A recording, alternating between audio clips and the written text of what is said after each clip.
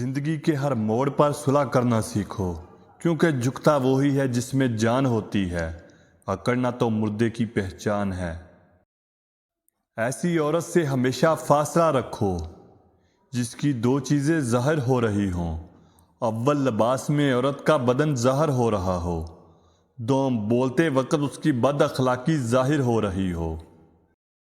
100 دوستوں سے وہ ایک دشمن اچھا ہے جو دل میں نفرت تو رکھتا ہے لیکن منافقت نہیں۔ جس محفل میں تمہارے دوست کی قدر نہ ہو، تمہارے لیے بہتر ہے کہ وہ محفل چھوڑ دو، ورنہ دوستی چھوڑ دو۔ چاہے اپنی ہر چیز دوست کے لیے قربان کر دو، پر کسی چیز کے لیے اپنے دوست کو قربان نہیں کرو۔ جب کوئی ہاتھ اور ساتھ دونوں چھوڑ دیتا ہے، تب اللہ تعالیٰ کوئی نہ کوئی اگلی انگلی پکڑنے والا بھیج دیتا ہے۔ دوست وہ ہے جو دوستی کا حق دوست کے غیر موجودگی میں ادا کرے اور غیروں کی محفل میں اس کی عزت اور مقام کی حفاظت کرے۔ منافق دوست اور سایہ میں کوئی فرق نہیں ہوتا، دونوں روشنی میں آپ کے ساتھ ہوتے ہیں اور اندھیرے میں غائب ہو جاتے ہیں۔ اس کو دوست مت بناؤ جو کسی محفل میں آپ کو شرمندہ کرے، خواہ وہ مذاق ہی کیوں نہ کر رہا ہو۔ برا دوست کوئلے جیسا ہوتا ہے، جب کوئلہ گرم ہوتا ہے تو ہاتھ جلاتا ہے، اور جب کوئلہ ٹھنڈا ہوتا ہے تو ہاتھ کالا کر دیتا ہے۔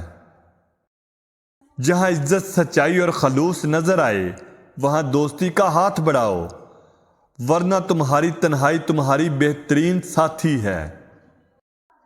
جن کے پاس سکے تھے وہ مزے میں بھیگتے رہے بارش میں، اور جن کے پاس نوٹ تھے وہ چھت کی تلاش میں رہ گئے۔ کمائی چھوٹی یا بڑی ہو سکتی ہے، لیکن روٹی کا سائز لگ بھگ ہر گھر میں ایک جیسا ہی ہوتا ہے۔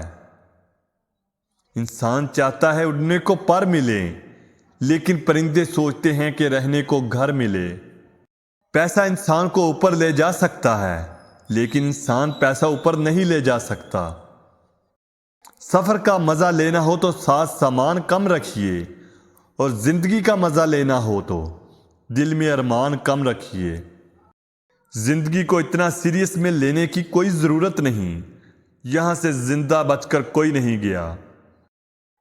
دنیا میں ہر چیز مل جاتی ہے، پر اپنی غلطی نہیں ملتی۔